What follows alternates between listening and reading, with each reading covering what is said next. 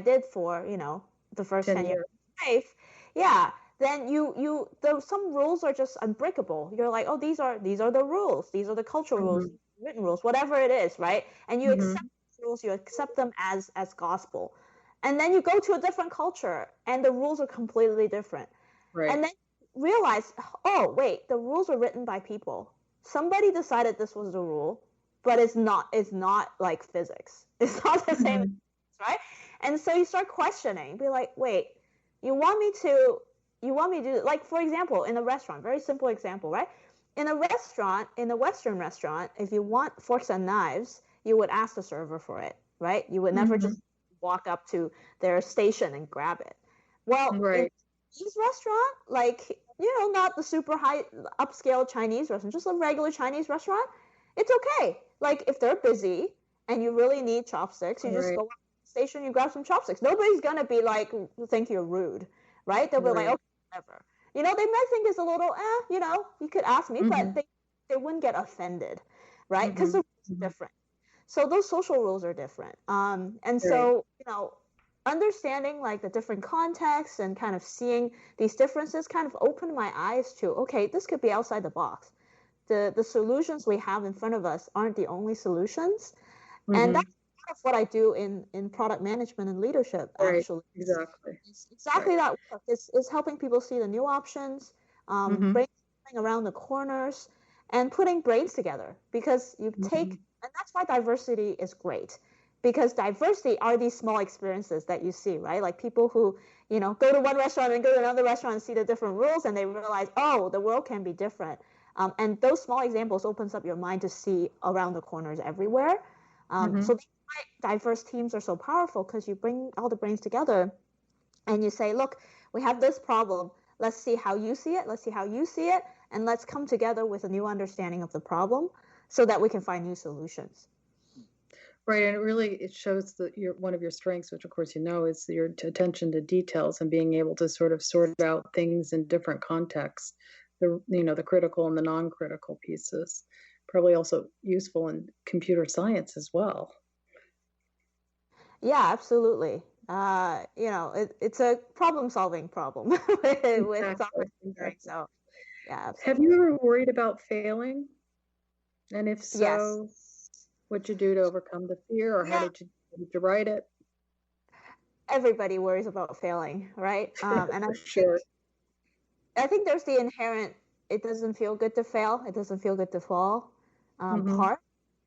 But also there's a social pressure around failure, which is actually different in different communities.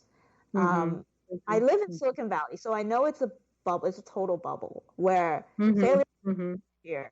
Right, failure is like, oh yeah, how many startups have you tried and failed at? On the one hand, it's celebrated, quote unquote. I'm doing air quotes here. On the other hand, the overnight success is also celebrated, where people keep saying, oh yeah, this person suddenly, became a multimillionaire, went IPO with this company. What they don't talk about is the 7-year journey leading to that overnight success. And what they don't talk about is all the failures behind that one success, right?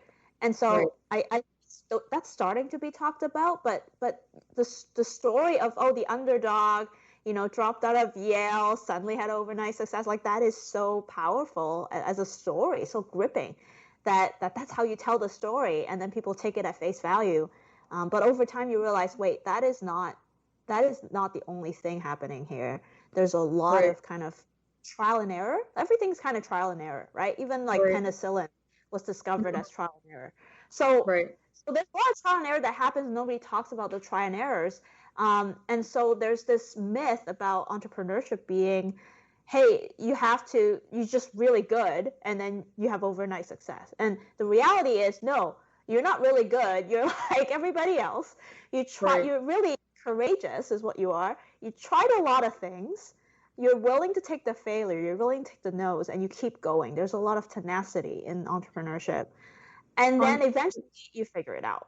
And something. And let me ask you this. The fact of the matter is, on those difficult days when things don't work out, and I'm thinking about, of course, you being a woman and an Asian woman and having to raise capital, what have you done to in those difficult moments to kind of help yourself through them? Yeah. Having a solid support network has been really important. And it took me a long time to build that and understand the value of that. And, I think initially you have your friends you can reminisce with, your spouse, and just people kind of to hold you. People who can be like, yes, pat you in the back, you can cry on my shoulder. And that's very important. I think having that network is very important. That's the first network you get, right? And then there's the second network that you need also, which I'm still building, right? Which is the one that says, okay, you're fine. You've fallen. There's no blood. You're fine. Get up. Keep going.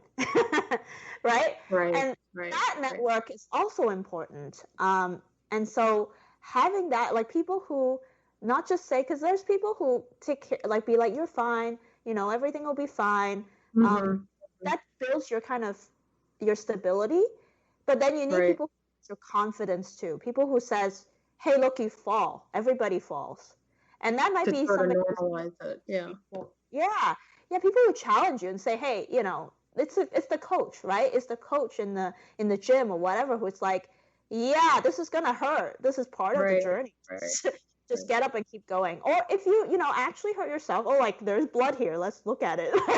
let's actually take care of it and then move forward, right? Like people who know when to help you just dust it off and keep going and be like, okay, now you need to take a little break because you want to break your muscles or you've broken some bones or whatever, right? Like people who kind of help you gauge that, because some of it is you don't really know. It's like when you're picking up a new sport, you don't really know. Are you going a little too far? Are you stretching too far? Or are you just in an uncomfort zone because you're supposed to be?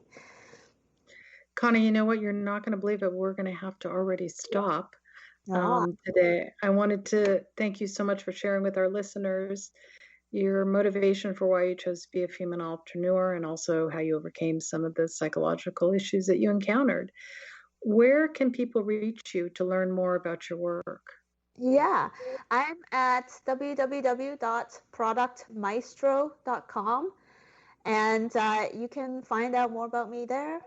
I have a mailing list also that I share, product webinars, free webinars, as well as product strategy and storytelling musings with my list. So you can also join the list. Thank you so much, Connie. Super interesting, and have a great rest of the week. Yeah, thank you, Leslie. Thanks for having me. It's been a great chat with you. Okay. This podcast is brought to you by Women Entrepreneurs Global, the first startup studio and digital DIY startup platform for women. For more information on her guests, this podcast, and many other female founder programs, please visit womenentrepreneurs.global. We believe in open and non-stigmatizing dialogue about the hidden psychological difficulties experienced by many successful entrepreneurs and highlighting the strategies used to overcome them, such as the fear of failure, of not being good enough, and that loud, chattering internal critic is critical to helping other founders achieve success. Please join her next week for more Mindset for Success stories. That was Dr. Leslie Knudsen, and you can drop her a line at dr.leslieKnudsen@dr.leslieKnudsen.com.